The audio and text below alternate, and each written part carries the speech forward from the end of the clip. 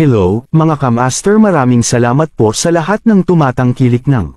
Ang aking asawa ay isang hacker. Paki-follow and subscribe mga master para sa mga susunod pang mga kabanata. Ang aking asawa ay isang hacker. Kabanata 201. Hindi lumingon si Nicole, pero medyo humina ang boses niya. Pagdating natin sa ground floor, tikom ang bibig mo gaya ngayon. Masungit na tumango si Zeke. Nagkaroon siya ng isyong ito kung saan walang tigil siyang nagsasalita kapag excited o kinakabahan. Bumaba ang dalawa. Hindi nila alam na si Edwin, na lumabas ng kwarto niya kanina, ay nakinig pala sa usapan paglabas nila at pagdating sa kwarto ni Harvey. Harvey, hulaan mo kung ano ang narinig ko lang na sinabi ng manager ng hotel kay Nicole. Nanatiling pareho ang mukha ni Harvey sa sinabi niya, anong sabi nila? Napatingin si Edwin kay Harvey. Ang huli ay kasing kalmado niya, na parang walang makakaapekto sa kanya. Parang si Nicole ang pinaghahanap ng pulis, ani Edwin. Nang marinig ito, napatigil si Harvey na nagpupunas ng buhok habang nagpapakawala ng mahinang ngiti kay Edwin, novel drama. Edwin, hintayin mo ako sa labas. Tapos tumalikod siya para magpalit na parang walang narinig. Nakatingin sa medyo walang kibo na mga mata ni Harvey, napangiti si Edwin. Harvey, mukhang hindi ka nagmamadali pagkatapos mong marinig ito. Marahang itinaas ni Harvey ang kanyang tingin habang nakatingin sa maliwanag na kalangitan sa labas ng bintana. Ang hindi dapat magpanik ay ako. Naisip niya, masyadong maaga pa para magpakita ngayon. Kailangan kong maghintay hanggang sa pinaka-aperto na oras. Sa sandaling ma-corner siya, magkakaroon ng higit na epekto ang aksyon ko. Mula pa noong bata pa siya, pasensya na ang kanyang birtod. Tumingin si Edwin kay Harvey at hindi na nagsalita pa. Tumango lang siya. Baka hindi nakita mahintay, Harvey. Inayos niya ang kurbata habang kumakaway sa huli. Medyo nababalisa ako. May isip ng isang tao kung gaano kawawa ang isang batang babae tulad ni Nicole, na tinawag ng mga pulis habang nasa ibang bansa. Dahil mag-aaral sila, naisip ni Edwin na dapat siyang tumulong kung kaya niya. Mabilis na lumabas si Edwin. Nang marinig ni Harvey ang pagsara ng pinto, dahan-dahan niyang kinuyam ang kanyang mga daliri. Hindi nagtagal ay nawala ng ekspresyon ang kanyang mukha nang muntik na niyang durugin ang remote control sa kanyang kamay. Hindi ko maaaring hayaan si Edwin na isang hakbang sa unahan ko, naisip niya. Itinabi ang tuwalya, sinuot niya ang kanyang suit, kinuha ang susi ng kanyang sasakyan, at lumabas ng silid. Nakababa na si Nicole, at tiningnan niya ang grupo ng mga opisyal at ilan pang pamilyar na mukha sa harap niya, ang malamig niyang mukha ay walang kibo. Nang makita ni Yellowhead si Nicole na naglalakad palabas, sumili ang isang nakakatakot na ngiti sa kanyang mukha nang sabihin niya sa mga opisyal, siya po, magaling sir. Pinagtripan kaming 5 nitong babaeng ta. Hulihin mo siya, dali. Ang pulis ay tumingin kay Nicole nang may pagtataka, ngunit habang sumisigaw si Yellowhead, siya ay umubo at sinabi kay Nicole, Miss, ikaw ay di umano'y baterya, mangyaring sumama sa amin. Sabi ni Zeke sa officer. Sir, naprovoke po muna kami ng taong ito. Sila ang unang tumama. Paano mo siya madakip ng ganoon lang? Hindi yun mapakali ang mga opisyal. Ang backer ni Yellowhead ay ang pinakamalaking crime lord sa lugar na hindi pinangahas ng kanilang hepe na saktan, kaya agad niya itong ipinadala para arestuhin si Nicole. With that in mind, the officer said to Zeke, this is just your side of the story. Parang kasabwat ka niya, kaya sumama ka na sa amin. O haharapin mo ang mga kahihinatnan. May gustong sabihin pa si Zeke, pero inilahad ni Nicole ang kamay niya para pigilan siya habang sinasabi niya sa officer. Pangunahan ang daan. Bahagya niyang itinaas baba. Halos umapaw ang panghahamak sa kanyang mga mata habang nakatingin sa opisyal. May ibang gustong sabihin ang opisyal, ngunit nang marinig si Nicole na tumulong ng ganoon, nagulat siya. Ano ang nangyayari? Masyadong matulungin ang taong ito. Hindi ko pa nasisimulang seryosohin siyang takutin. Kabanata 202. Sa pag-iisip nito, muli niyang sinulyapan si Nicole. Nang makita ang mga mata nitong walang kibo, lihim siyang ngumisi, novel drama. Tiyak na marunong siyang magpanggap. Hintayin mo lang na mabasa mo ang iyong andis sa istasyon. Nang makita ni Zeke na nakasunod lang si Nicole ng ganoon, tinapakan niya ang kanyang mga paa at mabilis na sumunod sa likod. Kabaligtaran, sumili ang ngiti sa mga mata ni Nicole nang makita ang matuwid nitong ekspresyon.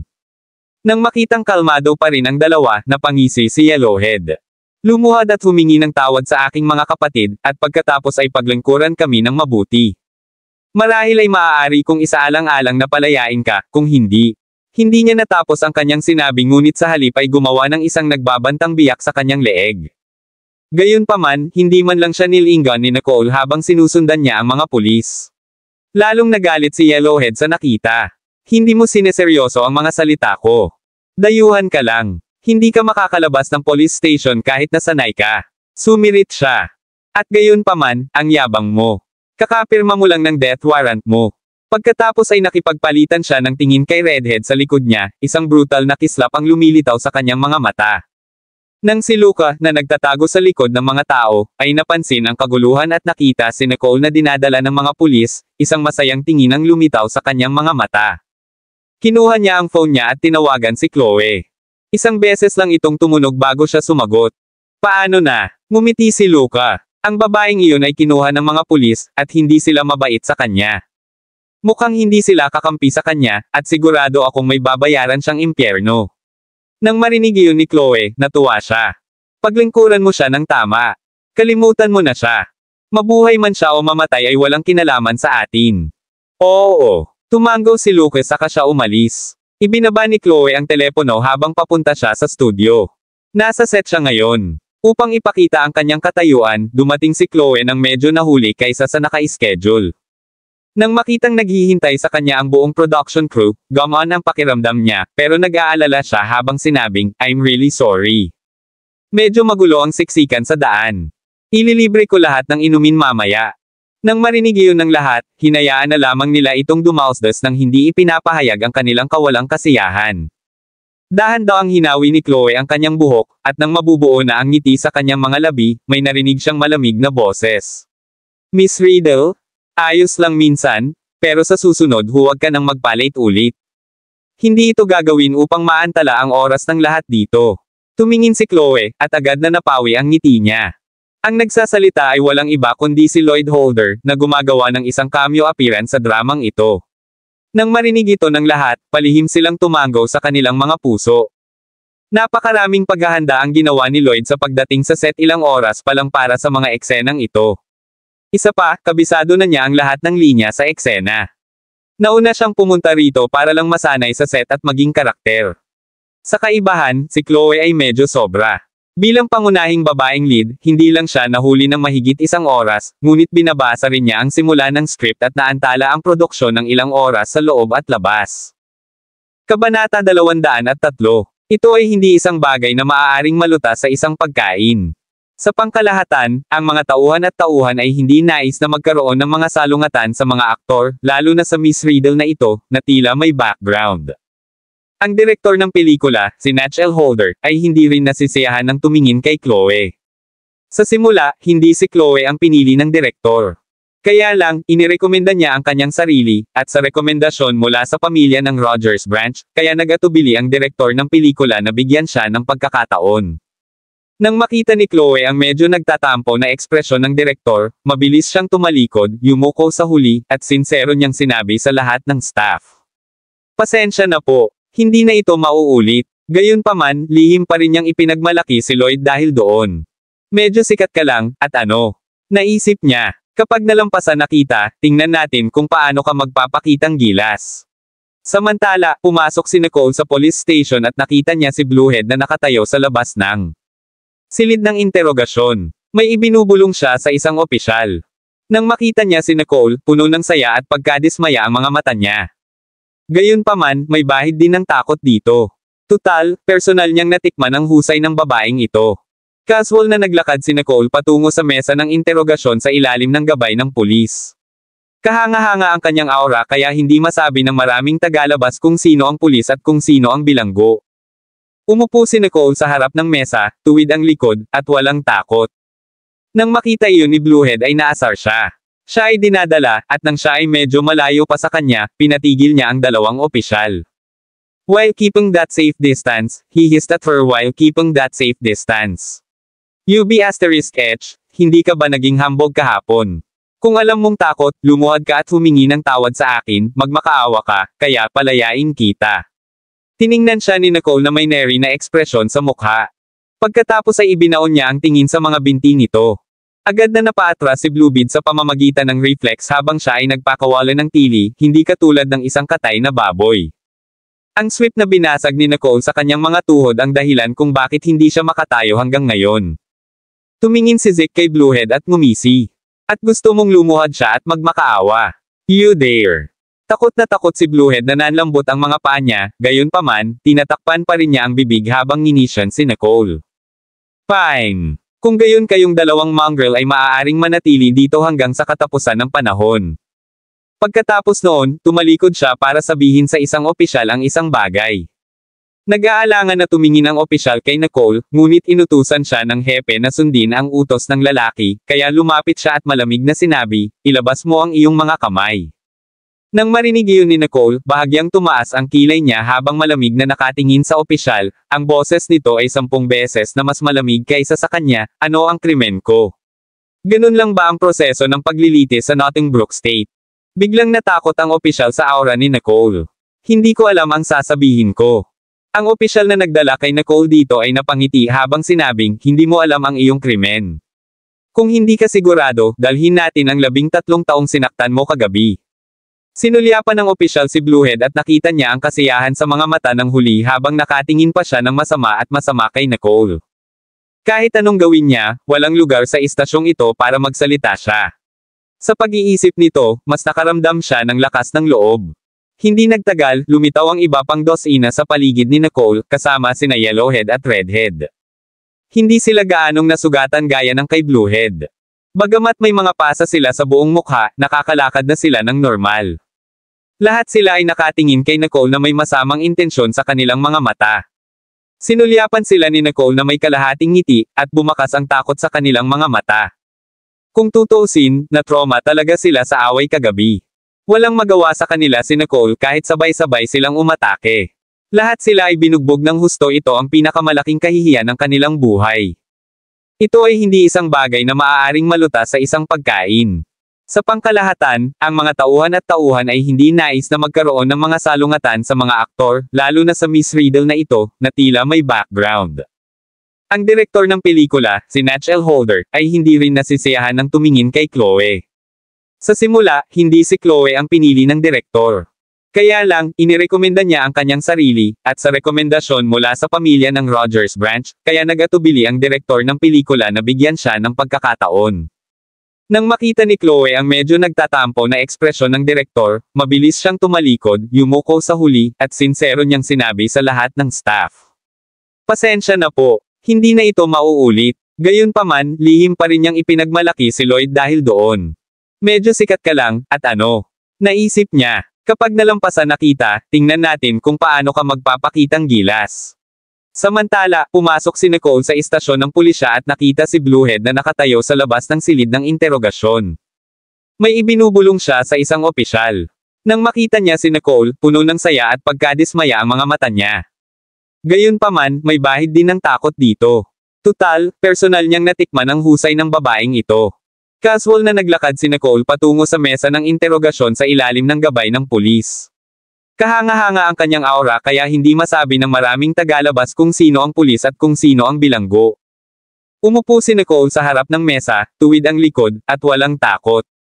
Nang makita iyon ni Bluehead ay naasar siya. Siya ay dinadala, at nang siya ay medyo malayo pa sa kanya, pinatigil niya ang dalawang opisyal.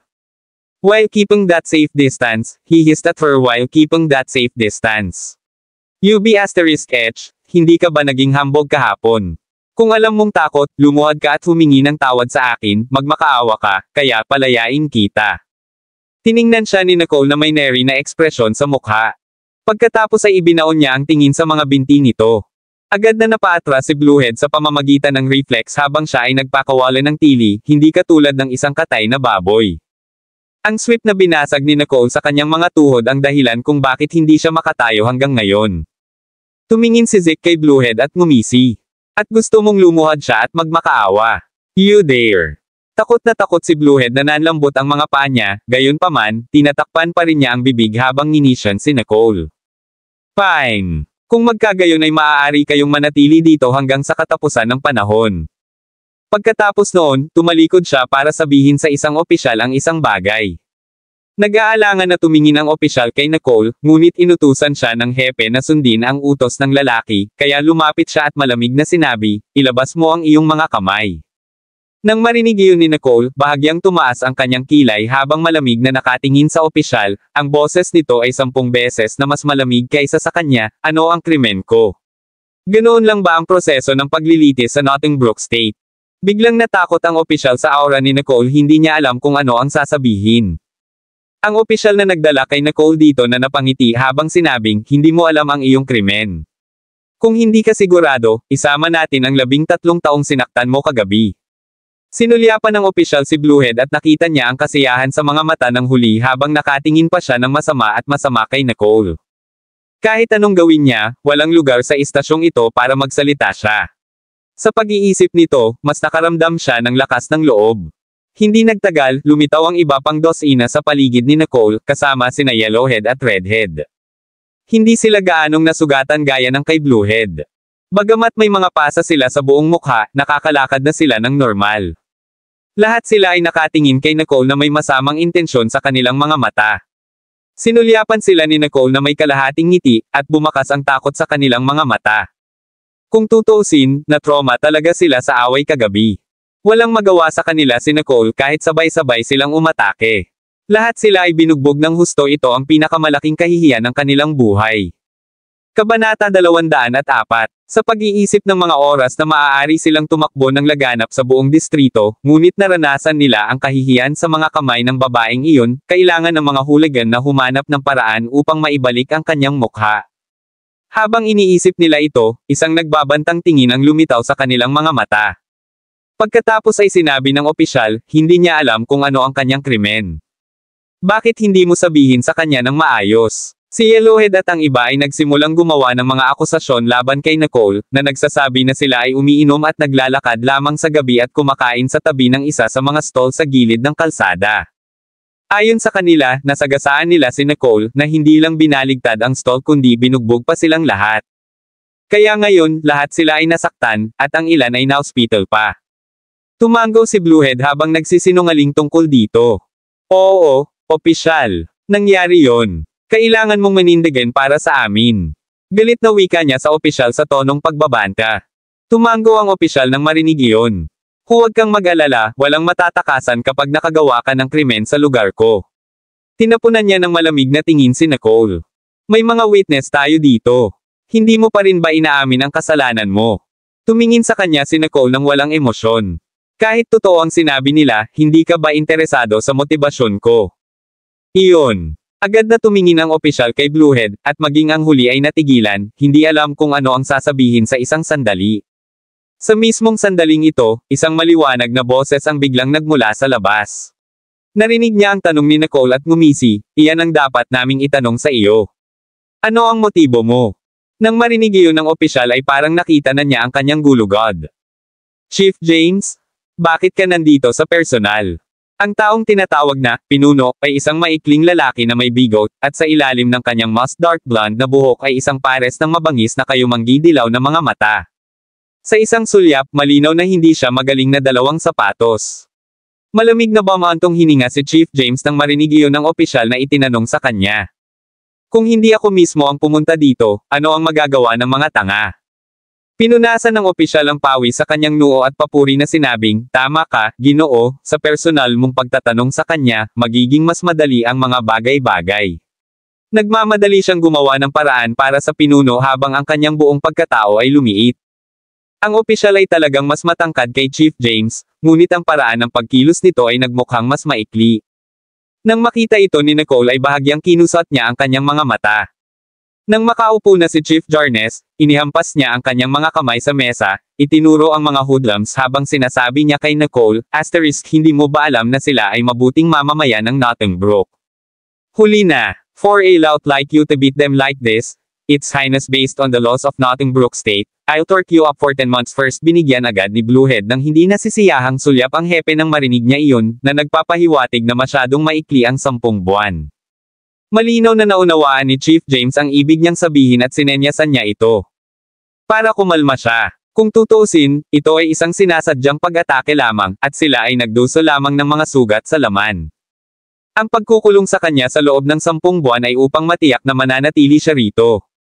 Ano man ang mangyari sa loob ng bilangguan, pagkatapos ng lahat, ay maaaring may ugnay sa isang aksidente. Mula nang maupo si Chief James sa Amherst District, hindi niya pinananatiling malinis ang kanyang mga kamay mula sa mga bagay na tulad nito at nakakuha ng maraming benepisyo mula rito. This time around, Australian girl lang iyon, plus napakabata pa niya. Kaya, ipinagpalagay niya na wala itong paraan para pigilan siya sa lahat ng uri ng paratang sa kanya. Bukod dito, maaari niyang makuha ang tiwala ng mga kampa ni Thor at kaibiganin ang pinakamalaking lokal na puwersa ng Underworld. Dagdag pa, maaari siyang makakuha ng higit sa $200,000 bucks. Sinong tatanggi dyan? Nakikita na ni Chief James ang kabuuan nito. Naisip niya na ang deal na ito ay purong tubo at walang lugi. Kabanata 205. Habang iniisip niya iyon ay sumabog ang mga mata ni Chief James sa katakawan habang nakatingin kay Nicole na para bang tumitingin ito sa isang tupang kakatayin. Ang kanyang mga mata ay puno ng kasakiman sa kapangyarihan at pera. Napatingin sa kanya si Nicole nang may marahan na pagngisi sa gilid ng labi niya. She gently tapped the table as she said faintly, ang totoo ay ang mga nag-aakusa sa akin ang unang tumama sa amin. Lumaban lang ako sa pagtatanggol sa sarili, at sinukat ko ang aking lakas at hindi nagdulot ng pinsala na higit sa pagtatanggol sa sarili. Maaaring tumstigo ang stallholder para sa amin. Bukod dito, sa palagay ko, mas mabuti kung maaari nating kunin ang lokal na footage ng pagsubaybay at suriin ang paligid bago ako tumama. Naniniwala ako na ang buong bagay ay naitala. Bilang lokal na hepe ng pulisya, hindi ba dapat mong ipunin ang mga footage at mga saksi bago gumawa ng paghatol? Sa sandaling sinabi niya iyon, nagbago ang ekspresyon ni Chief James.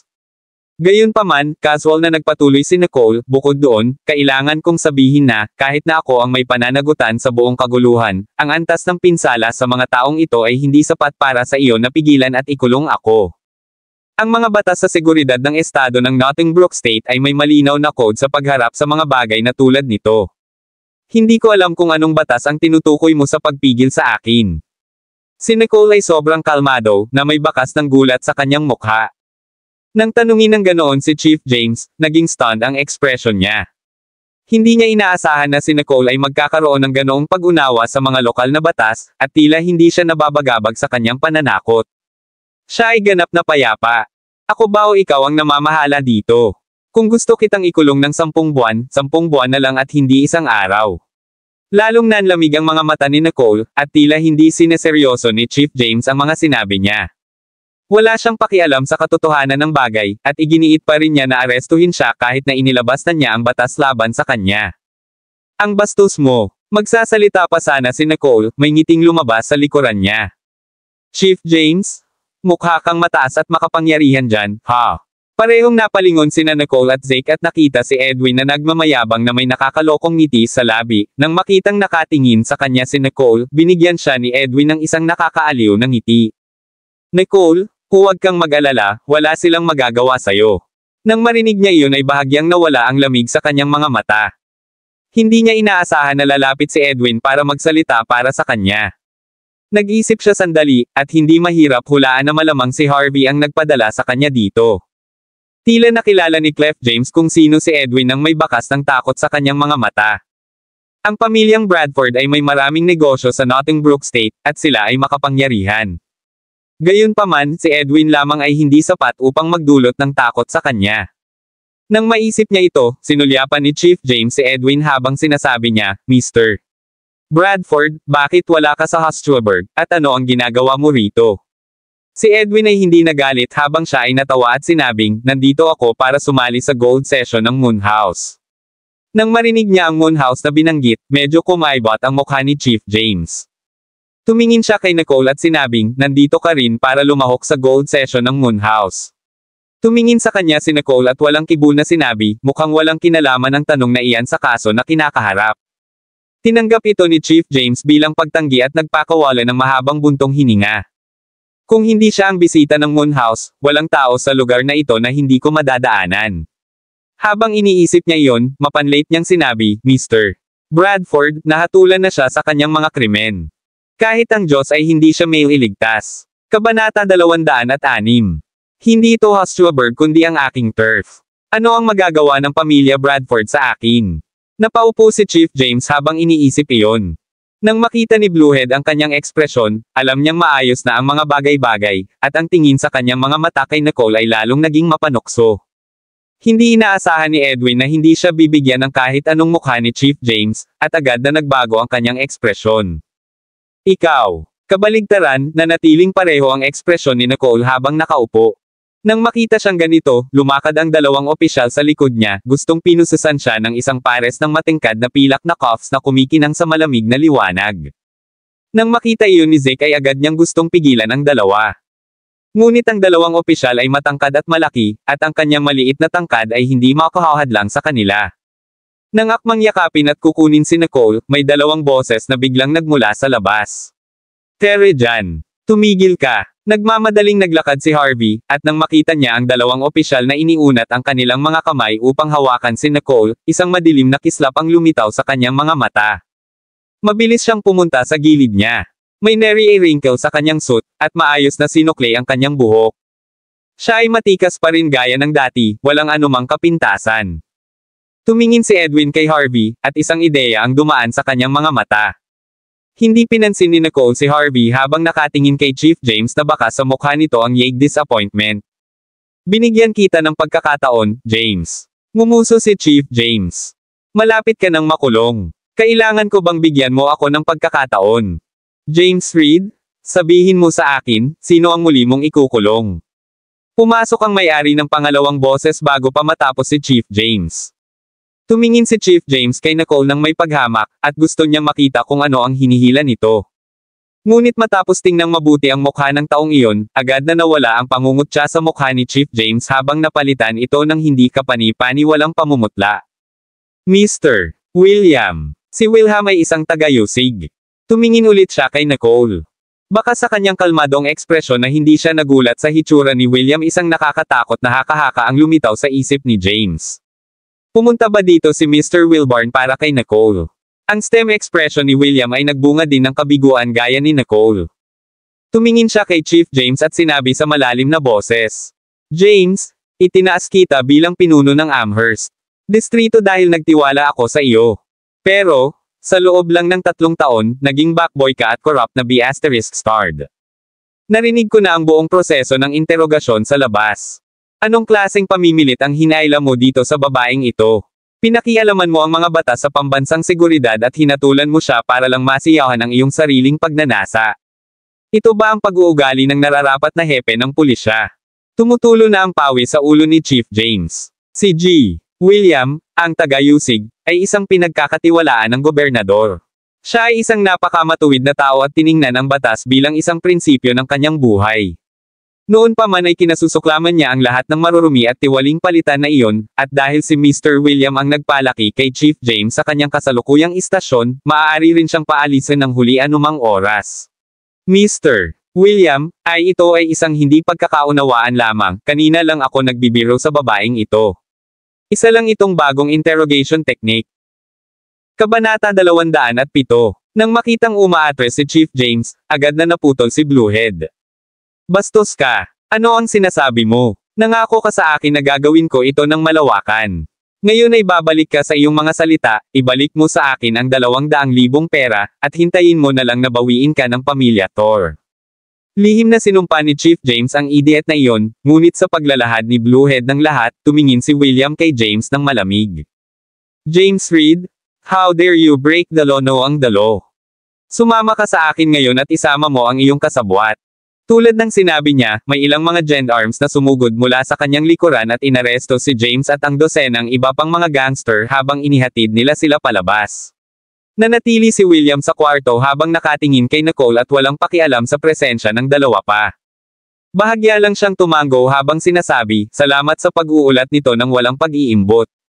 Mangyaring huwag isa puso ang mga walang hiyang akusasyon ni James. Hinikayat ako ng gobernador na humingi ng paumanhin sa ngalan niya para sa mga paglabag ng estado ng Nottingbrook. Hininaan niya ng husto ang kanyang boses, at hindi siya marinig ng iba. Gayunpaman, sa parehong oras, nagulat sila sa saloobin ni Mr. William sa kanya. Kinawian siya ni Nicole, na nagpapahiwatig na hindi niya iyon pinansin. Nang makita niyang kumakaway lang siya sa kanya ng ganoon, mas kinabahan si William nang ibinaba niya ang kanyang military beret mula sa kanyang ulo, nang walang pakialam sa kanyang paligid habang nakayuko siya kay Nicole. Ang aking pinakamalalim na pasensya. Nang makita ni Harvey ang eksena, bumungad sa kanyang mga mata ang malaking pagtataka. Ang taong ito, ang tagayusig na humahawak sa gobernador ng seguridad ng estado ng Nottingbrook, ay napakagalang kay Nicole. Anong nangyayari? Baka sa mga mata ni Nicole ang kawalan ng kakayahang hilahin ang braso nito, sinenyasan siyang bumangon.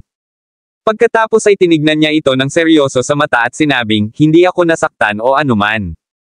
Huwag mo na itong pansinin, Ginoo. Tiningnan ni William ang kanyang ekspresyon at bahagyang tumango bago tuluyang maingat na nagtanong, bibisita ka muli sa Nottingbrook State, tama? Bahagyang napaawang ang mga labi ni Nicole habang binibigyan siya nito ng panatag na tugon. Oo naman. Bahagyang namilog ang malaasol na mga mata ni Mr. William habang nagpapakawala ng magiliw ng ngiti. Napakagaling. Saan ka nagstay? Ibabalik kita. Umiling si Nicole, hindi niya gustong makuha ang atensyon ng napakaraming tao, lalo pat napapaligiran siya ng gendarmerie, huwag mo akong alalahanin na kaya kung bumalik sa sarili ko. May iba pang gustong sabihin si William, ngunit sa paghusga sa kanyang ekspresyon, nagpigil siya pagkatapos ay isinuot niya ang kanyang beret sa likod habang bumubulong sa kanya. Mangyaring makipag-ugnayan sa akin kung may mangyari. Saka siya umalis at umalis. Madalas na umalis, kinuha ni Nicole ang kanyang cup sa mesa habang sinabi niya kay Zeke, let's go. Tumayo siya at hindi pinansin ang nakapirming si Harvey sa tabi niya habang naglalakad siya palapit kay Edwin, na tulalang pinagmamasdan ang buong bagay. She then let out a soft thank you at umalis na kasama si Zeke. Sa totoo lang, gulat na gulat si Zeke, ngunit gulat na gulat siya nitong nakaraang 2 araw. Kaya naman, ang paggawa ni Nicole ng isang bagay na hindi nakakagulat sa kanya ay isang hindi pangkaraniwang bagay. Tumingin siya sa dalawa, at isang dampi ng pakikiramay ang lumitaw sa kanyang mga mata. Pagkatapos noon, siya at si Nicole ay umalis sa istasyon ng pulisya ng Amherst District ng Nottingbrook State. Noon lang bumalik si Edwin sa realidad. Tumabi siya kay Harvey at bumulong. Harvey, tinawagan mo ba si Mr. William? Alam niya ang sagot sa kanyang puso, ngunit umaasa pa rin siya laban sa pag-asa. Pagkatapos ng lahat, si Nicole ay hindi mukhang isang makapangyarihang tao, at sa kanila, si Harvey ang pinakamaimpluwensyang at makapangyarihan. Gayunpaman, agad na winasak ni Harvey ang pag-asa ni Edwin. Ipinilig niya ang kanyang ulo, bilang isang malayo, nawawalang tingin ay lumitaw sa kanyang karaniwang kalmado na mga mata. Kanina lang sinabi ng ugali ng tagayusig. Dumating siya para kay Nicole. Kabanata 208. Bagamat sapat na ang impluwensya ni Harvey sa Nottingbrook State para mamangha sa kanya ang hepe ng distrito ng pulisya, hindi pa rin siya lokal, at ang kanyang impluwensya ay bahagi lamang ng karaniwan. Gayunpaman, ngayon sa pagpapakita ng lokal na naghaharing organ ng Nottingbrook State, nagbago ang lahat. Kung titingnan ang pakikitungo ni William kay James, ito ay isang bagay na hindi inaasahan ng isang dayuhan na makamit. Nang maisip iyon ni Harvey, lumalim ang emosyon sa kanyang mga mata. Paano nagawa ni Nicole na mapaalis si Mr. William? Isa lang siyang Hastiobergian. Paano siya nagkaroon ng ganoong kakayahan? Kahit ako ay wala akong kakayahang tumawag sa isang tenyente sa antas ng gobernador. Naalala niya ang kanyang lolo na patuloy na sinusubukang iset up siya sa kanya. Nicole, sino ka? Habang iniisip niya iyon ay mas lalong nanlabo ang kanyang mga mata. Paglabas niya ng police station, tinawagan niya si Sean. Imbestigahan ng mabuti ang tungkol kay Nicole, lalo na noong panahon niya sa Great Oak. Gusto kong suyuan mo ang bawat sulok. Isa pa, may lalaki sa tabi niya. Gusto kong malaman mo kung sino siya. Mabuti. Sumunod si Edwin sa likuran, at nang marinig niya ang karaniwang hindi nagmamadaling boses ni Harvey na sabik ngunit malamig, alam na alam niya kung paano nagliyab ang apoy ng galit sa loob ni Harvey. Siya ay dapat na maging isang biktima na maaaring lamang squish Harvey sa kanyang mga kamay. Gayunpaman, siya ay naging tuktok na maninila ng food chain, at malamang na mas malakas siya kaysa kay Harvey. Siyempre galit si Harvey. Si Edwin naman ay hindi nagalit. Palagi siyang ginugulat ni Nicole, at sigurado na siya ngayon na malulutas ng puwersa sa likod niya ang mga problemang kinakaharap ngayon ng kanyang kumpanya. Paano ko siya matutulungan? Isang malalim na pag-iisip ang lumitaw sa mga mata ni Edwin. Sa sandaling ito, ibinaba na ni Harvey ang tawag, at bumalik ang kanyang ekspresyon sa dati niyang kabaitan. Ngunit hindi man lang niya binigyan ng sulyap si Edwin habang nakatingin sa dalawang papaalis na figure sa di kalayuan at sumunod. Naghihintay ng taxi sina Nicole at Zeke sa gilid ng kalsada. Sa pagtingin sa kanyang ekspresyon, nagsimulang itanong ni Zeke ang mga tanong na gusto niyang itanong. Nicole, ikaw ba ang nagpatawag kay Mr. William? Nakatingin si Nicole sa kalsada at nagpakiwala lang ng, "Ma'am." Zeke then tried to push for more answers. "What's the deal with you and him? Bakit ang respeto niya sa'yo?" Napatingin naman sa kanya si Nicole. Hindi niya gaanong nakipag-ugnayan kay William, ngunit sa halip, mas nakipag-ugnayan siya sa ibang tao na kasamahan niya, ang sekretarya ng gobernador ng Nottingbrook State. Kung nagkaroon man ng relasyon, pagkatapos ng ilang pag-iisip, sinabi ni Nicole, "We are in a cooperative relationship, I supposedly." Isang pakikipagtulungan. Tumingin si Zeke kay Nicole, at nang maalala niya ang napakagalang na ekspresyon ni Mr. William, sinenyasan niya na hindi siya bibili nito. Hindi na nagsalita pa si Nicole habang pumara ng taxi. Papasok pa lang siya, hinawakan ni Harvey na galing sa likod ang wrist niya. Walang ngiti sa kanyang mukha habang mariing nakatingin kay Nicole, na may halos hindi mahahalatang pagkabalisa sa kanyang boses. "Paano mo nakilala si Mr. William?" Nakaupo na si Zeke sa loob ng taxi, at nang makita niya ito ay tumalon siya, "Novel drama. Anong klaseng schoolmate ka? Bakit hindi ka nalang magsalita ng normal sa halip na magpilit?" Nang marinig ni Harvey ang kanyang boses, naramdaman niya ang pag-akyat ng dugo sa kanyang ulo. Ang kanyang emosyon, na nasa bingit na, ay mas mahirap kontrolin ngayon. Nilinggan niya si Zeke, malamig at itim ang mga mata nito, parang may halimaw na nakakulong sa loob nito. Kabanata 209. Biglang nanlamig ang mukha ni Nicole, at mukhang wala siya sa mood na magsabi ng kahit ano. Si Zeke naman, hindi nagpakita ng takot sa mukha ni Harvey. "Hindi mo ba nakikitang ayaw mo siyang hawakan ni Nicole? Hayaan mo siya." Ang boses ni Harvey ay sumisingaw sa pagitan ng kanyang mga ngipin at labi. "Tumahimik ka." Nang marinig iyon ni Nicole, ngumisi siya at itinaas ang kaliwang kamay na hawak ni Harvey sa isang vice grip habang ang kanang kamay ay humawak sa kanyang palso na may banayad na puwersa. Biglang nanghina ang kamay ni Harvey at pasimpleng bumitaw. Lumingon si Nicole at tumingin sa kanya, malamig ang boses nito. "Tumahimik ka na lang ang dapat kong sabihin sa'yo." Habang sinasabi niya iyon ay hindi niya pinansin si Harvey habang paakay siya ng taxi kasama si Zeke. Mabilis na umandar ang taxi, naiwan si Harvey na mag-isa, hawak ang kanang kamay. Isang bagyo ang namumuo sa kanyang mga mata. Wala siyang ideya kung ano ang mali sa kanya, ngunit hindi niya mapigilan ang pagnanasang hawakan si Nicole sa kanyang palad. Mabilis na bumalik sa hotel sina Nicole at Zeke. Una niyang binalak na mag-check out sa umaga. Ngayong dala na nilang dalawa ang mga gamit nila, hindi na nila kailangan pang umakyat. Kaya naman, agad silang pumunta para mag-check out at umalis. Naghihintay si Dino sa may pintuan, at nang makita niyang pabalik sina Nicole at Zeke, nag-aalalang tanong niya.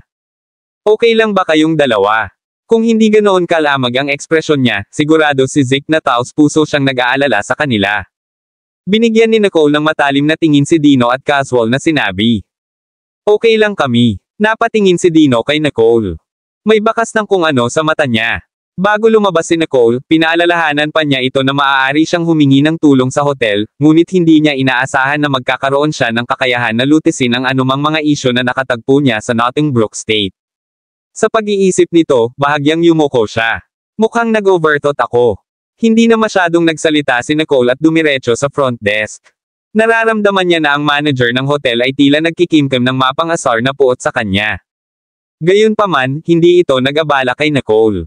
Parehong nakumpleto nila ni Zeke ang proseso ng pag-check-out ng walang abala. Aalis na sana sila, isang medyo malupit na boses ng babae ang biglang umalangaw-ngaw mula sa likuran nila. "Bakit ka nandito?" Kababalik lang ni Chloe sa hotel at naisip na tiyak na nakakulong na si Nicole sa police station. Hindi niya inasahan na maabutin niya ang kanyang hindi nasaktan sa lobby ng hotel, kasama ang mataas at makapangyarihang manager na yumuko sa kanya. Para sabihin ni Chloe ang katangahang pangungusap ay dahil sa sobrang gulat niya. Nang marinig iyon ni Nicole ay tumaas ang kilay niya habang sinusulyapan si Chloe. "Kung ganoon, saan mo ba ako dapat naroroon?"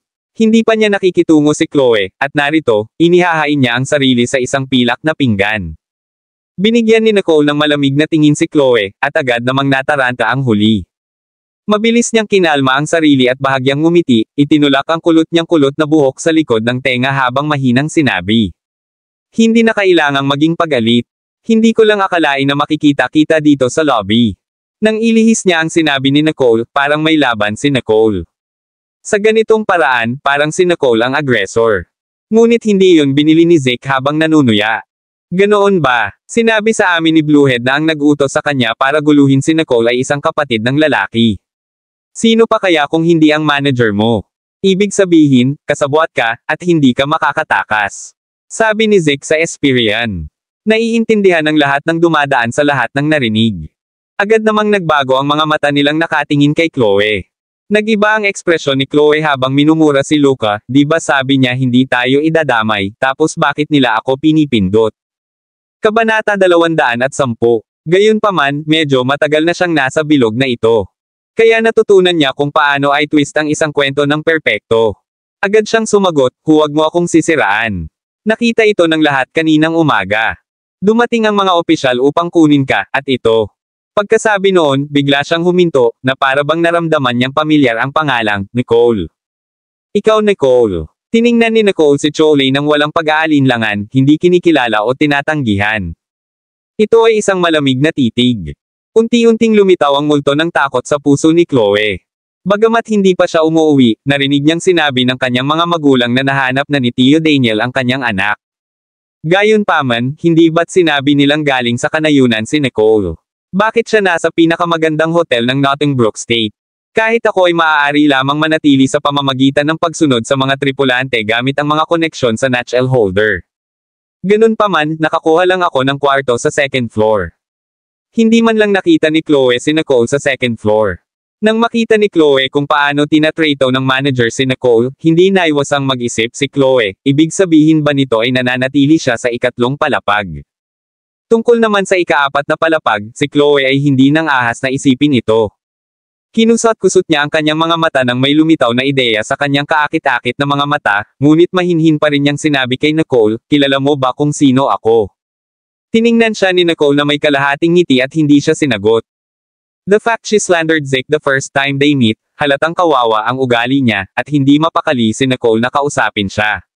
Sa sandaling ito, si Harvey, ay nagmamadaling bumalik mula sa istasyon ng pulisya, at agad niyang nakita si Nicole na nakatayo sa karamihan ng tao habang siya ay bumagal at lumakad patungo sa kanya. He wore a warm smile as he walked towards Nicole's side and hindi pinansin pareho sina Chloe at Zeke habang malumanay na sinabi sa kanya, Nicole, masyado akong biglaan kanina. Pasensya na. Hindi tumingin si Nicole kay Harvey, at si Chloe ang nanlaki ang mga mata sa pagtataka. Harvey Ellison. Siyempre kilala niya si Harvey Ellison. Siya ang alpha jock ng Royal Creek Institute. Bagamat hindi siya gaanong pumapasok sa paaralan dahil sa paggawa ng pelikula, alam pa rin niya kung sino ang Harvey ay kahit na umasa siya sa koneksyon niya sa pamilya ng branch ng Rogers, mahirap para sa kanya na kausapin man lang siya. Siya ay isang tao na maaaring manatili sa ika-4 na palapag ng Azoria Castle. Gayunpaman, si Harvey ay talagang humihingi ng tawad kay Nicole sa sandaling ito. Puno ng pagtataka ang mga mata ni Chloe. Hindi niya alam kung ano ang nangyayari sa pinsan niyang ito sa bansa. Gayunpaman, mabilis siyang tumalikod at nagpakawala ng isang nakakaakit na ngiti. Harvey, maaring hindi mo alam, pero itong si Nicole ay pinsan ko. Pwede mo lang sabihin kung meron. Pero sa anumang kaso, Nicole, nagpakababa si Harvey para humingi ng tawad sa iyo. So, don't you not appreciate his kindness? Tumingin siya kay Nicole. Isang nagbabantang tingin ang bumungad sa dulo ng kanyang kaakit-akit na mga mata. Umakto siya na parang hindi siya papakawalan kung hindi tinanggap ni Nicole ang paghingi ng tawad ni Harvey. Narinig ni Harvey ang sinabi ni Chloe at saka itinaas ang mga mata para tumingin sa kanya saglit. Para bang may naisip siya, hindi na siya nagsalita pa, tila gustong tingnan kung pakikinggan ni Nicole si Chloe o hindi at kung tatanggapin nito ang paghingi niya ng tawad o hindi. Binigyan ni Nicole ang dalawa ng isang impassive glance habang sinasabi niya kay Chloe. Wala akong masasabi sa iyo. Ang pulis, sa kabilang banda, ay dapat maraming itanong sa iyo. Kaya magtipid ka lang ng hininga. Habang sinasabi niya iyon ay hindi man lang niya nilingan si Harvey habang kumakaway kay Zeke. Tara na. Mabilis na sumunod si Zeke sa likod, at nang makita ni Chloe si Nicole na hindi pinansin, sa sobrang galit ay hindi na niya napigilan ang kanyang ngiti. Tinulak niya si Zeke at sinabi kay Nicole, Nicole, hindi mo ba alam ang kahihiyan? Sabihin ko sa iyo, ito si Harvey Ellison. Huwag mong hilahin pababa ang buong pamilya Riddle dahil sa pagiging makasarili mo. Kabanata 211. Si Chloe ay wala sa bahay at walang ideya na magkakilala sina Nicole at Mr. Ellison.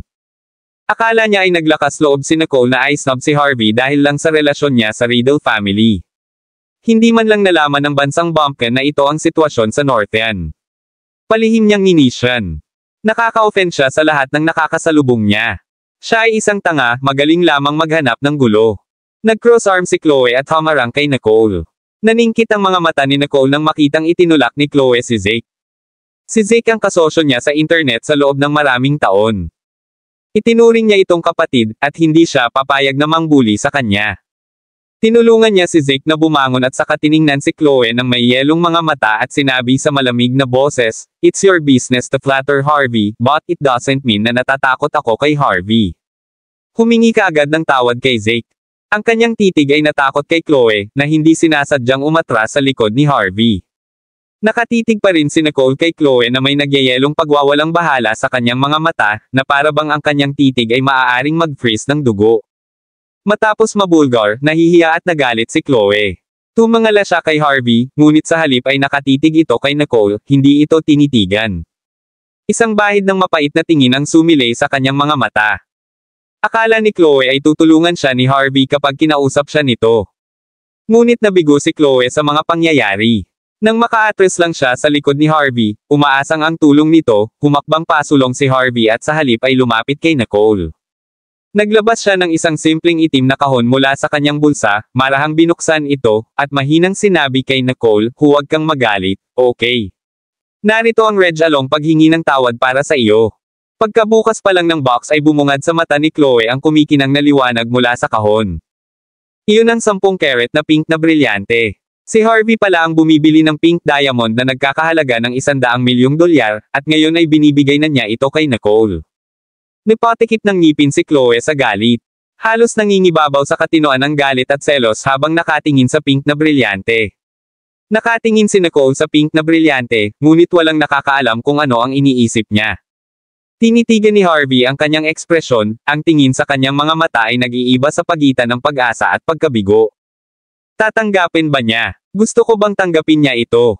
Tumangala si Nicole kay Harvey na may malungkot na tingin pagkaraan ng 2 segundo. Iniisip ko kung ano ang gusto mong hilahin dito, Harvey. Hindi ito uobra sa akin.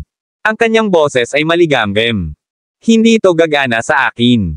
Iniwas ni Nicole ang kamay ni Harvey at tumingin ng diretso kay Chloe. Humingi ng tawad kay Zeke.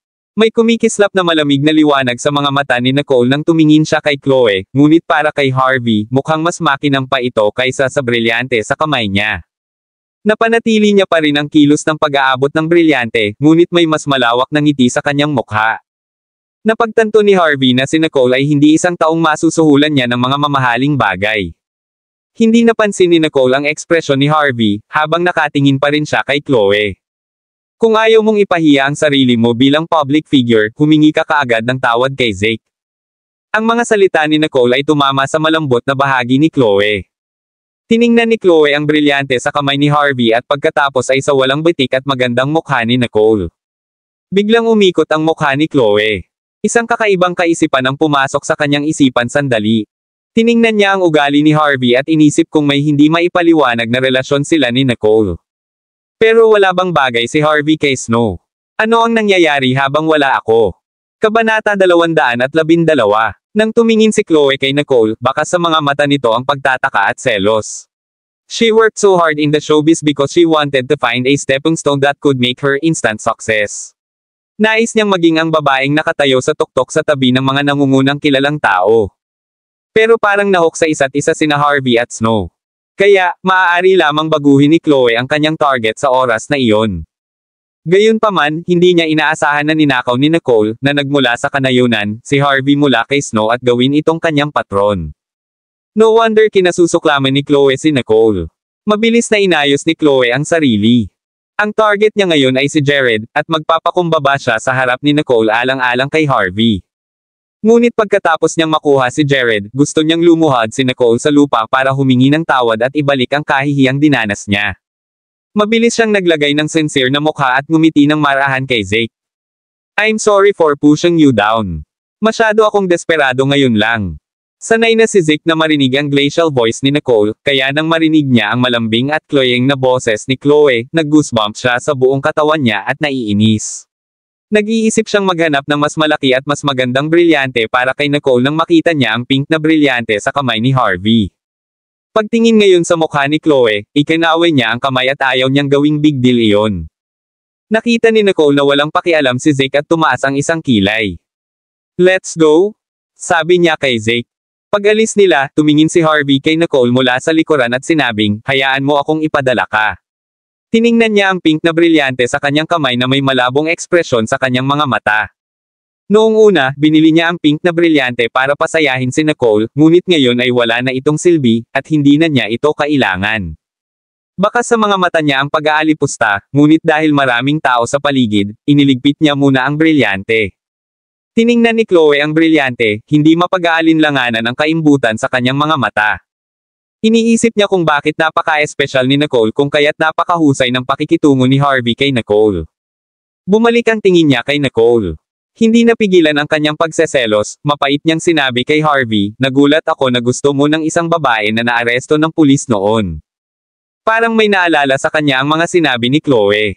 Biglang nag-alinlangan si Harvey. Ngunit hindi lumingon si Nicole dahil wala siyang pakialam sa sinasabi ng dalawa, tutal malalaman na ni Chloe kung sino ang huhulihin, hindi niya pinansin ang pang-aasar ni Chloe at nauna siyang naglakad ng hindi lumilingon. Maya-maya pa ay may pamilyar na boses na nagmula sa kanyang likuran. Sino sa tingin ni Harvey na karapat-dapat siya kay Nicole? Isang hint of sneakers ang sinabayan ng tamad na boses. Nanggaling ito sa malayo at narinig ng lahat ng naroon. Lumingon sa likod si Nicole, nanlaki ang mga mata niya sa gulat nang makita niya si Jared na naglalakad palapit sa kanya. Tumingin si Jared kay Nicole, ang kanyang sobrang kaakit-akit na nakataas na mga mata ay puno ng mga ngiti, nakatingin. Hindi maipaliwanag na malinaw na parang natutunaw ang spring eye sa malalayong kabundukan. Nakasuot siya ng retro Esperian attire na pula at itim, na halatang pinakamahirap itugma ang mga kulay, ngunit napakaharmonya nito sa kanya. Nakakabigla ang bahagyang pagtaas ng kilay niya. Kabanata 213. Tumingin si Nicole kay Jared, ilang araw lang niya itong hindi nakita, ngunit tila isang siglo na ang lumipas. Hindi niya namalaya na may sumilay ng ngiti sa kanyang mukha. "Anong ginagawa mo dito?" Tumingin din si Jared sa kanya, ang pagtataka sa mga mata nito na mahirap pansinin.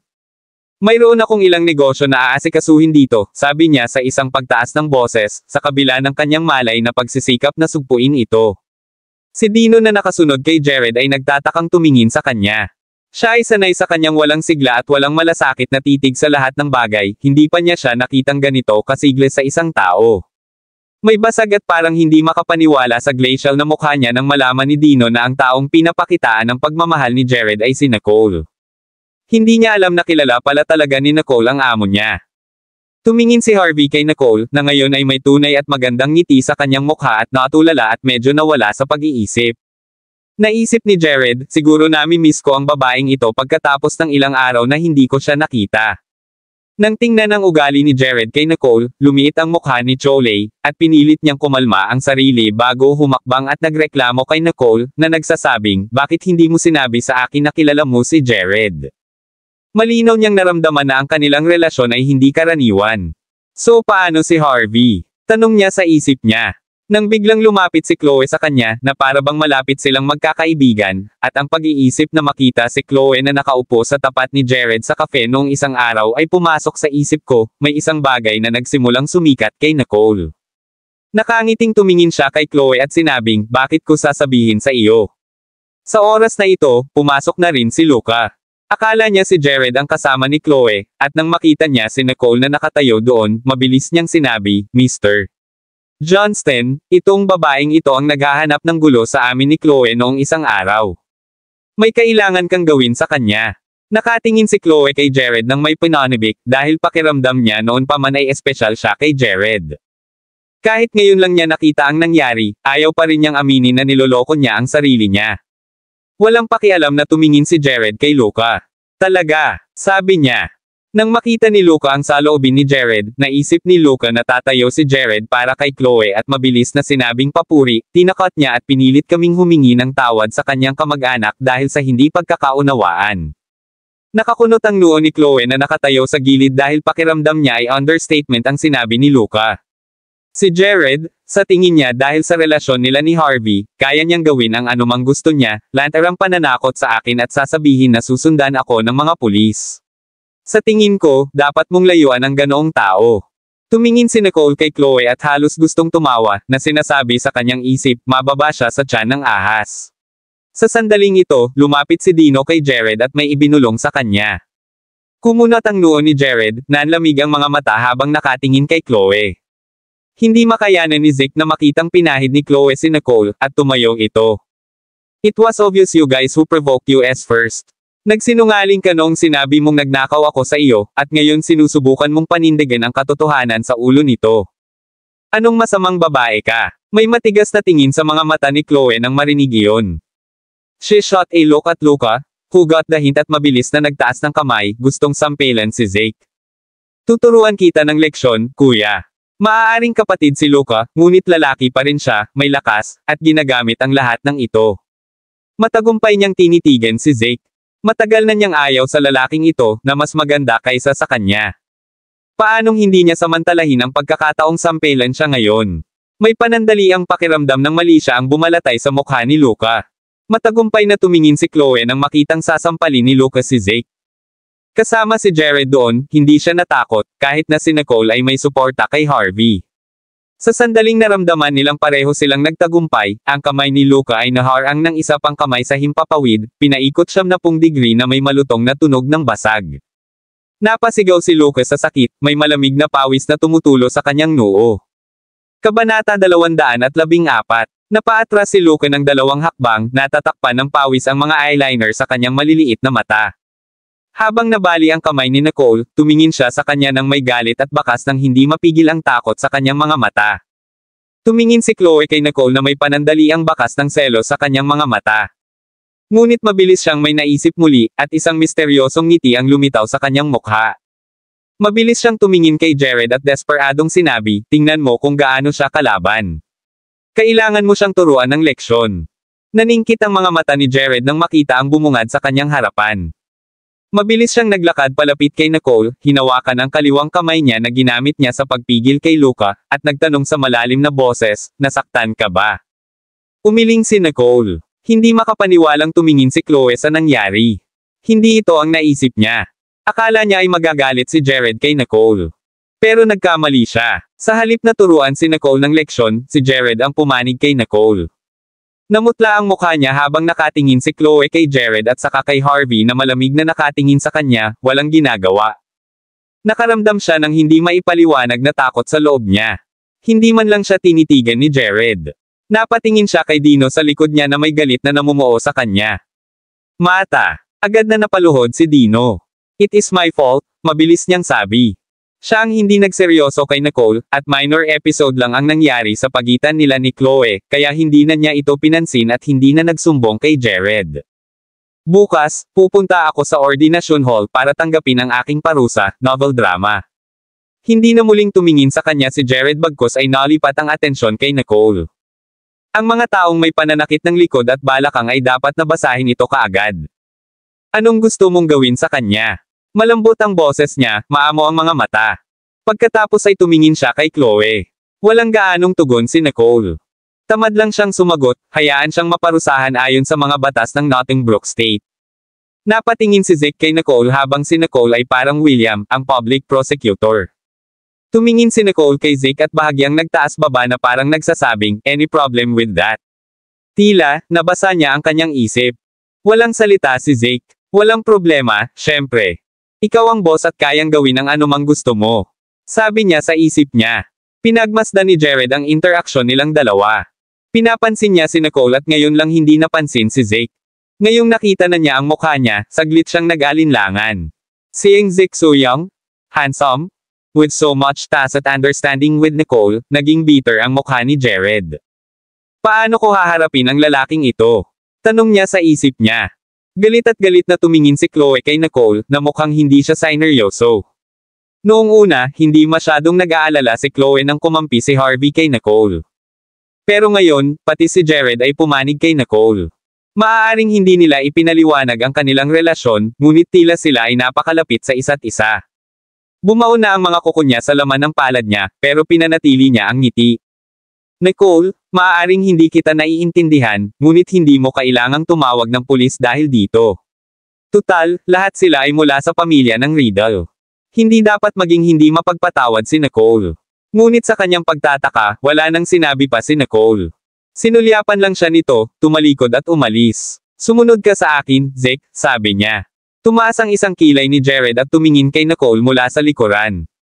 Babalik sa Hostroberg. Mahinang tanong niya. Nakatalikod si Nicole sa kanya. Isang ngiti ang sumilay sa mukha ni Jared. Lumapit siya para hawakan ang kamay ni Nicole, tumingin sa naguguluhan nitong mga mata, at ulong, bakit hindi tayo magsama? 2. Pagandahin ang iyong karanasan sa pagbabasa. Kabanata 215. Dahil sobrang sama ng loob niya, baka siya na rin ang magkusa. Tiningnan ni Dino kung paano tretuhin ng kanyang amo si Nicole nang may pag-iisip na tingin, iniisip kung ang kanyang poker face na boss ay sa wakas ay nasa estress na. Si Jared at Nicole ay hindi lumabas ng hotel ngunit bumalik sa lobby. I will leave things to you here, Dino, sabi ni Jared na may halatang pahiwatig ng kaligayahan sa kanyang boses. Napabuntong hininga si Dino at tumayo bilang pagsang-ayon. Bumilis ang tibok ng puso niya nang makitang hahabulin na ni Chloe si Jared. Mabilis siyang hamarang sa daan ni Chloe at pinigilan si Luca, na sinusubukang tumakas. Galit na tumingin si Chloe kay Dino, na laging nasa pagitan nila ni Jared. Alisin mo ang impyerno sa aking paningin. Tumahol siya sa medyo matinis na boses. Hindi niya dapat hayaang kunin ni Nicole si Jared. Astig si Dino at tumingin kay Chloe nang walang pakialam na mga mata. Paumanhin, ngunit natatakot ako na kailangan mong manatili dito hanggang sa dumating ang mga pulis. May banayad na lamig sa kanyang boses. Galit na inabot ni Chloe, sinusubukang itaboy siya. Naniniwala ka talaga sa kalokohan ni Nicole. Hindi nagtiwala si Dino kay Nicole, ngunit nagtiwala siya kay Jared ng walang kondisyon. So, hindi siya nasway kay Chloe. Iyon ang tagubilin ni Mr. Johnston. Nang makitang hindi siya binitawan ni Dino, nagalit si Chloe at hinampas niya ng mahahabang kuko ang mga mata ni Dino. Sabay-sabay na pag-iwas ni Dino sa isang tabi at saka hinampas ang baywang ni Chloe na agad siyang naparalisa sa lupa. May bakas ng takot sa mga mata niya. Nakalimutan niyang lahat ng tauhan ni Jared ay marunong makipaglaban. Sa pag-iisip ng kanyang kawalang ingat sa pag-atake kay Dino, nagsimulang tumulo ang malamig na pawis sa kanyang noo. Ngayong hindi na siya makagalaw o makapagsalita, natitiis na lamang niya ang mga titig ng pagtataka at pangungutya ng mga nagdaraan na may galit sa kanyang kalooban. Nakatayo sa likod niya si Dino na may tuwid na mukha habang naghihintay. Nagamit lang niya ang kalahati ng kanyang lakas, ngunit maaari itong magdulot ng sapat na sakit kay Chloe. Siguradong doble ang parusa sa babaeng ito. Sa pag-iisip nito, medyo nang hinayang si Dino na hinailan niya ang kanyang mga suntok. Tumingin siya sa unahan at nakita niya si Harvey na nakatayo doon, pinapanood ang pag-alis ni Nicole at Jared. His gut feeling told him na may mali kay Harvey. Patuloy sa isipan ni Harvey ang eksenang inabot ni Jared ang kamay ni Nicole, at hindi ito tumanggi. Namumula ang mga mata niya sa selos ng isiping iyon. Bakit? Dahil mas magaling si Jared sa akin. Pagtataka niya. Naisip niya ang sinabi ni Jared kanina, sino sa tingin mo para karapat-dapat kay Nicole? At malungkot na parang saysabog ang kanyang dibdib. Ipapahatid daw niya si Nicole, pero umalis na lang si Nicole na parang hangin. Ngunit nang hilingin ni Jared na sumama kay Nicole, hindi siya nagalit kay Jared. Napangisi si Harvey. Hindi niya pinansin si Chloe na nakahiga pa rin sa lupa, tumalikod na siya at umakyat ng hagdan. Walang kwenta ang pananatili dito. Nawala ang liwanag sa mga mata ni Harvey. Pumunta siya sa harap ng room 403 at nakita niyang nakabukas ang pinto ng room 401. Ilang sandali pa lang, ngunit may mga bagong bisita na nag-check-in sa kwarto. Hindi niya ito pinansin bagkos ay isinara niya ang pinto sa likuran niya at sinimulang ayusin ang mga gamit niya. Pinalibutan ng grupo ng mga pulis si Chloe at Lucas sa ibaba. Tumanggi si Chloe na kunin, habang nakatingin si Dino na walang pakialam.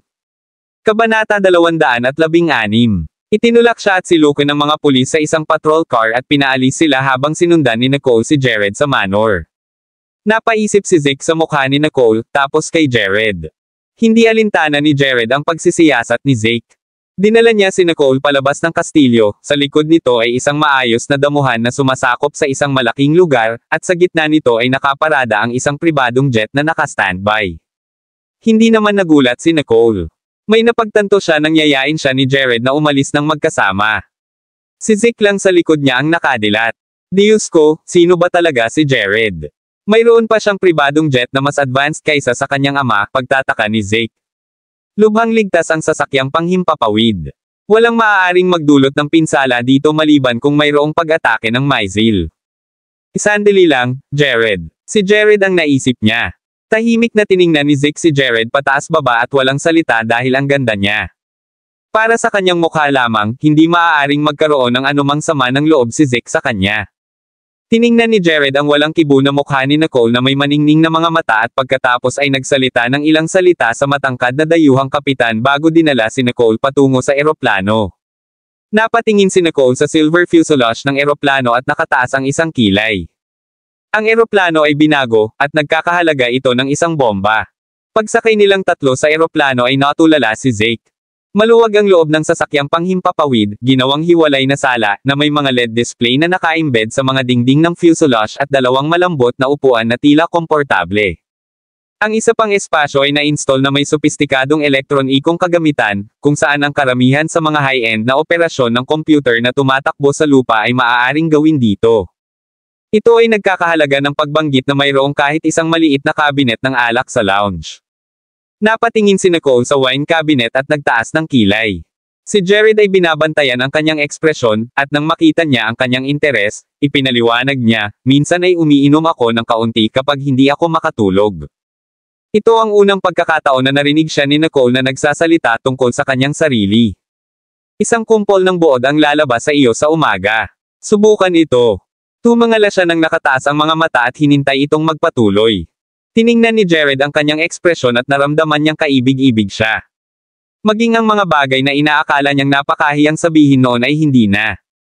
Tiningnan niya si Nicole na may isang pares ng malasalamin na mga mata at bamulong, namatay ang mga magulang ko noong maliit pa ako, iniwan akong lumaki sa pangangalaga ng aking lolo. Huminto si Jared, unti-unting bumubulwak ang kanyang mga mag-aaral sa hindi maipaliwanag na kawalan, ang kanyang boses. Tila lumulutang sa hangin na walang matitirahan. Mayroon akong isang kakilakilabot na relasyon sa natitirang bahagi ng pamilya. Kinasusuklaman nila ako, na sinasabi na ako ay isang jinx na magpapapatay sa lahat ng tao sa paligid ko. Isang mahinang ngiti, hindi maipaliwanag na malamig, ang sumilay sa kanyang mukha. Tiningnan siya ni Nicole at alam niyang naabot na niya ang isang tiyak na punto ng limitasyon. Kaya, marahan niyang hinawakan ang kamay ni Jared at sinabing, "Tama na, Jared." Tumingin sa kanya si Jared at pumikit na parabang sapat na ang isang maganda at malabo na panaginip. Tumango si Nicole, at napuno ng hindi mapag-aalinlangan ng paninindigan ang kanyang boses. Parang may iniisip na naman, tumingin siya kay Jared na may magandang ngiti. Kabanata 217. Salamat sa pagsasabi ng marami sa akin. Tila nagising si Jared mula sa isang panaginip matapos marinig ang sinabi ni Nicole, ang ngiti sa kanyang mukha na nagsasabing nakaramdam siya ng pagpapahalaga, at ang kanyang ekspresyon ay mukhang mas mainit ngayon. Ang ilaw sa malamig na yelo ay sa wakas ay naliwanagan na. Pinagmasdan niya ang magandang mukha ni Nicole, at ang mga daliri nito ay parang gustong hawakan ito nang hindi sinasadya. Ginawa niya, at marahan niyang hinaplos ang pisngi nito gamit ang kanyang mga daliri na may parang panaginip na ekspresyon sa mukha. Salamat, Nicole, sabi niya. Hindi na tumanggi si Nicole sa paghawak niya. Mahinahon niyang itinaas ang kamay para kunin ang medyo malamig na kamay nito sa kanya. Bilang ganti, may sasabihin ako sa iyo tungkol sa akin, sabi niya. Bago bumalik sa Riddle family, walang pakialam sa akin ang mga adoptive parents ko. Lumaki ako sa piling ng aking lola. Mahirap kami, at nagbenta siya ng mga basurang kinalat mula sa basura para maghanap buhay at mabayaran ang aking matrikula. Hindi kasi bagay sa akin ang mga damit na suot ko, pinagtatawanan ako at minamaliit, at dahil sa payat ako, lagi akong binubuli ng mga mas bata sa akin. Napatingin si Nicole kay Jared. Siya ay nagsasalita tungkol sa kanyang hindi kasiya siyang mga alaala, ngunit ang hitsura sa kanyang mukha ay walang pakialam na para bang hindi ito nakakaapekto sa kanya. Nagpatuloy siya, pero lumaki pa rin ako ng maayos. Ang mga taong iyon ay malayo na ngayon sa aking buhay, at ang aking pagkabata ay maaaring sumunod sa akin sa buong buhay ko, ngunit hinding-hindi ko kukunin ang aking sarili at mabubuhay sa mga masasakit na alaala dahil sa mga taong iyon at mga bagay na hindi katumbas ng halaga. May bakas ng lungkot sa mga mata niya, parang may naisip siya. Tumingin sa kanya si Jared na may hindi maipaliwanag na emosyon sa kanyang mga mata. Ang kanyang kalmado at kalmado sa kanyang kaluluwa ang mga bagay na nakaakit sa kanya. Isang magiliw na ngiti ang kanyang pinakawalan na may espiritu sa kanyang mga mata na para bang mga bituin na hindi mahuhulog. I feel you, aniya, nakatingin sa magandang mukha nito at pakiramdam na parang may nagliliwanag sa kanya sa loob. Maya-maya lang ay bumalik si Zeke na kanina pa nag-check ng mga electronic instruments. Lou, Nicole, hulaan mo ang nakita ko. Pinagbawalan siya ni Nicole na tawagin siyang Lucifer sa harap ng iba. Ngunit masyado siyang nasa sabik at muntik na niyang madulas ang dila. Napatingin sina Nicole at Jared kay Zeke. Hindi sila mukhang nahihiya. Kaya lang may hindi masyadong masaya na tingin sa mga mata ni Jared. Iniisip niya kung sinasadya ba ni Zeke ang oras na ito para bumalik. Napatingin si Zeke kay Jared na nasa mukha ni Nicole ang kamay tapos kay Nicole na nakahawak sa kamay ni Jared. Siya ay uri-struck pipi para sa isang segundo. Kayo. Binawi ni Nicole ang kamay niya at diretsyong naglakad papunta kay Zeke. Anong mali? Nabawasan na ang excitement ni Zeke, pero sabi pa rin niya, nakakita ako ng W3000. Ang JW3000 ay ang numero ng modelo ng pinaka-advanced na computer sa mundo. 30 unit lamang ang nagawa, at halos lahat ng mga ito ay ginamit ng mga laboratorio ng pagsasaliksik ng armas sa iba't ibang bansa. Hindi niya inaasahan na may makikita siya sa eroplano ni Jared. Hindi maiwasan ni Nicole na magulat sa narinig. May hindi mahahalata na pinanibik sa kanyang mga mata, ngunit nagpanggap siyang kalmado. Ituro mo sa akin kung nasaan ito. Kabanata 218. Nag-aalangan na tumingin si Zeke sa ekspresyon ni Jared na nakasandal sa kabinet ng alak, nakatingin sa kanya ng mapupungay na mga mata at nakangisi, sa likod ni Nicole. Matapos makita ang pinaglalaroan ni Jared sa kanyang mga kamay, agad na sinabi ni Zeke, hindi. Ayos lang. Kakayanin ko. Natulala si Nicole, hindi alam kung ano ang mali kay Zeke, ngunit hindi siya nagpumilit. Kung may problema ka, hanapin mo ako. Bago magkatrabaho ang dalawa, personal na siyang tinuturuan ni Spectre. Hindi dapat maging problema sa kanya ang pagkalikot sa computer. Tumango si Zeke at nag-absent-minded na bumalik sa katabi. Kinilig siya nang hindi sinasadya nang maisip niya ang hitsura ng mga mata ni Jared. Naisip din niya ang malalaroan at matalim na punyal na kumikinang sa kamay ni Jared. Ang liwanag na naaninag mula sa talim ay sumasakit sa kanyang mga mata. Iniisip niya kung sino ang pinagkakaguluhan ngayon ni Nicole. Binuksan ni Zeke ang JW3000. Ito ay medyo mas malaki at mas makapal kaysa sa mga portable na laptop. Marahil dahil sa high-end na processor nito, ang chassis nito ay mukhang medyo malaki. Sa ilang kadahilanan, naramdaman niyang medyo pamilyar ang makina na ito, na siyang pinakamakapangyarihang computer sa mundo. Parang ipinakita sa kanya ng kanyang ama ang larawan noon. Inalog ang pag-iisip mula sa kanyang isipan, nagsimula siyang magpatakbo ng isang serye ng mga programa sa pagsubok sa makina. Napatingin ang isang flight attendant sa medyo baby face ni Zeke na may masamang tingin. Si Johnston ang tanging tao na makakahawak sa makinang ito. Malayo itong konektado sa isang lokal na makina sa punong tanggapan ng J.J. Johnston Group sa Macronia. Madalas siyang humahawak ng mga transaksyon ng direkta gamit ito. Ngayon, ang kalahating gulang na brat na ito ay tahasang kinakalikot ito. Ang nakakatuwa pa, ang brat na ito ay underling lang ng girl na pinagbibintangan ni Mr.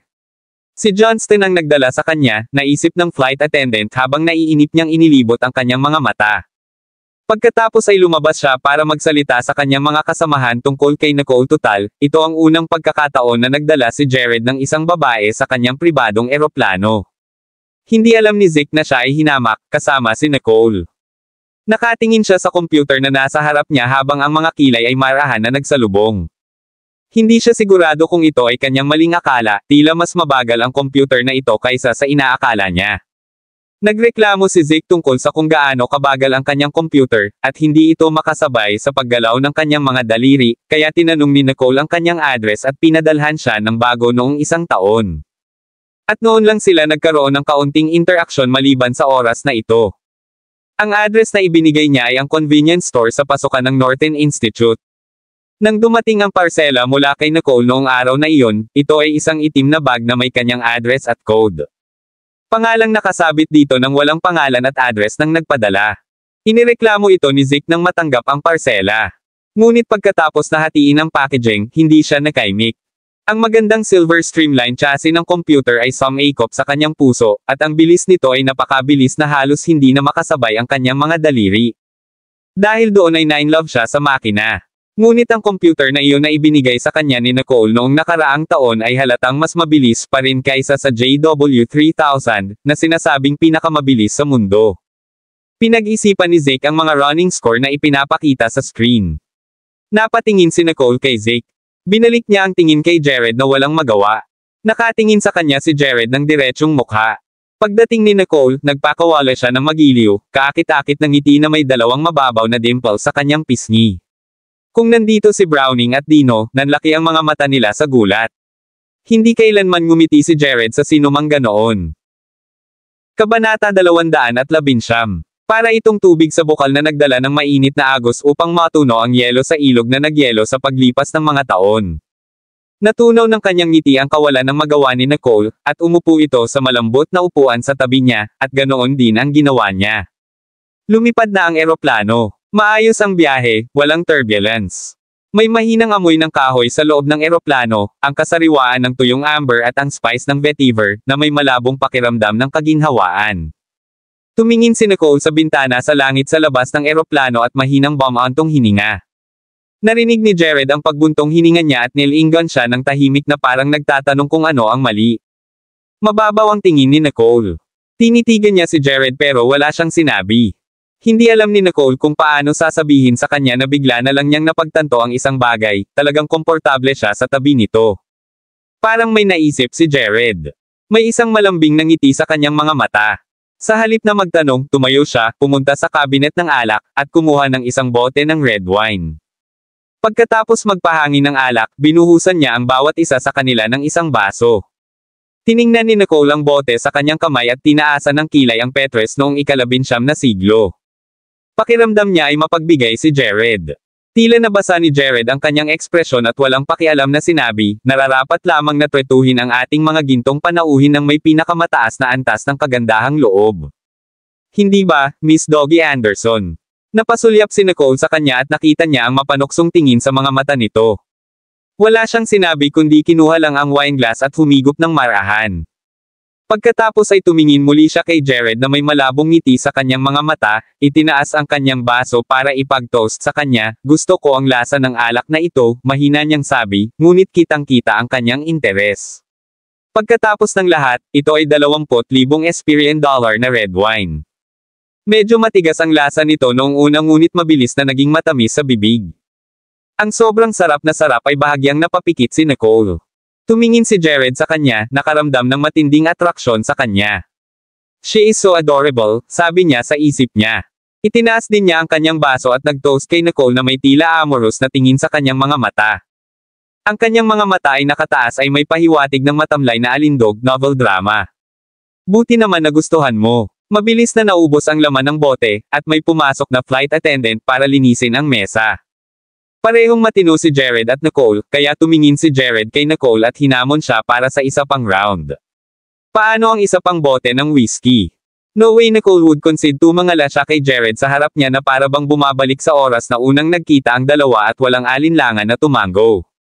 Nakatayo sa labas ng pinto ang kasamang piloto, kakatok lang sa pinto. Nang marinig niya, kung ano ang tila isang hamon sa pag-inom sa loob, ang kanyang bibig, at siya ay walang salita. Nainis siya dahil masamang impluwensya ang babaeng ito sa kanyang amo, na noon pa man ay malinis at malusog ang pamumuhay. Sa pag-iisip nito, pumasok siya ng may maasim na mukha ngunit magalang na sinabi kay Jared, Mr. Johnston, gusto kang kausapin ni Dino. Tumingin sa kanya si Jared na may ngiti pa rin sa mga mata. Ipasok mo na ang mga gamit. Ako na ang bahala dito, aniya sa malumanay na boses. Napatingin ang co-pilot sa ekspresyon ni Jared, nagulat na makita ang kabilang panig ng kanyang amo. Nang marinig ang malumanay na boses ni Jared, nambola ang co-pilot at mabilis na lumabas. Pagkatapos ay bumalik siya na may dalang instrumento sa komunikasyon at isang napakanipis na tableta at iniabot ito kay Jared gamit ang dalawang kamay. Kabanata 220. Naunawaan ni Nicole na kailangang magtrabaho si Jared, kaya ayaw niyang abalahin siya. Ibinaling niya ang kanyang ulo upang tumingin sa labas ng bintana sa takip silim sa labas. Ang taong nakaupo sa tabi niya ay nagbigay sa kanya ng seguridad. Ang kalahating bote ng red wine ay unti-unting nag-ferment at namuo sa kanyang katawan, na nagpainit sa kanyang pakiramdam. Walang kamalay-malay na napapikit si Nicole. Nag-video call si Jared. Parang may naramdaman siya at tinanggal ang headset, saka tumingin kay Nicole. Ang sinag ng paglubog ng araw ay bumagsak sa kanyang mukha, na nagdulot ng magandang larawan sa kanyang mga mata. Sa kabilang dulo ng video call, nakita ni Dino ang side profile ng mukha ng kanyang amo at nanlaki ang mga mata. Ang kanyang amo ay mukhang napakaamo na para bang ang isang bangka na inaanod sa dagat ay nakahanap na ng daungan. Para ring isang taong nalulunod ang nakakita ng parola sa malawak na dagat. Napadpad ang amo niya sa isang isla na pag-aari niyang mag-isa. Kumuha si Jared ng manipis na kumot sa tabi niya at marahang itinakip sa katawan ni Nicole. Pagkatapos ay inikot niya ang kanyang mukha ng walang ekspresyon at pinutol ang video call kay Dino. Nakatitig si Dino sa itim na screen, na dilat pa rin ang mata. Biglang nag-pop up ang isang window kasama ang isang maigsi na linya ng text. Nakatulog siya. Ipadala ang mensahe ngayon. Hindi makapaniwalang tumingin si Dino sa mensahe, napagtanto niya na talagang kakaiba ang relasyon ni Nicole at ng kanyang amo. Gayunpaman, sinabi niya kay Jared ang tungkol sa hindi natapos na gawain. Ang Micronia ay nagsagawa ng halalan kamakailan, at ang bagong pangulo ay tila maraming opinyon tungkol sa Hastrobergian. Mahirap ang negosyo sa merkado ng Macronian, na may maraming proyektong nahaharap sa mga problema. Tinanong niya si Jared kung ano ang dapat niyang gawin at kung kailangan niyang ayusin ang kanilang diskarte. Walang ekspresyong tiningnan ni Jared ang mga mensahe ni Dino. Bigla siyang sumagot, maghintay ng kaunti. Nagtaas ng kilay si Dino. Nasa gitna siya ng isang bulubundukin, at nang matanggap niya ang mensaheng ito, agad niyang naunawaan ang kahulugan ni Jared at sumagot na may kumpirmasyon. Naiintindihan. Itinabi ni Jared ang mga gamit niya at umupo doon, tahimik na nakatingin sa mukha ni Nicole habang natutulog. May pag-aalinlangan sa kanyang mga mata habang ang isang manlalakbay ay natitisod sa isang kayamanan. Maghintay ng kaunti pa. Sinabi hindi lang kay Dino kundi pati na rin sa pagbebenta niya. Ayaw niyang maglagay ng hindi mapaglabanan na pasanin kay Nicole. Masaya siya basta't komportable silang dalawa sa isa't isa, at ngingitian siya nito nang wala. Para bantayan ang sarili laban sa kanya palagi. Matagal na tinitigan ni Jared si Nicole, hindi na malayan ang oras, paglubog ng araw, at pagsikat ng buwan sa labas. Para siyang nag-uukit, para rin siyang hindi kilalang tagapag-alaga na ibinuka ang kanyang puting pakpak at kalahating binalot sa kanyang mga bisig ang dalagang nasa kanyang harapan. Dahan-dahan lang nagising si Nicole nang lumapag na ang eroplano. Tumingin siya sa saradong porthole, narinig niya ang tunog ng paglapag ng eroplano sa kanyang tainga, at hinayaan niyang mag-adjust ang kanyang mga mata sa madilim na ilaw sa cabin bago siya tumayo ng tuwid. Ang abalang trabaho nitong 2 araw ay nagpapagod sa kanya. Ngunit ang kanyang pangmatagalang gawi ay nagpapahintulot sa kanya na magpatuloy ng hindi apektado.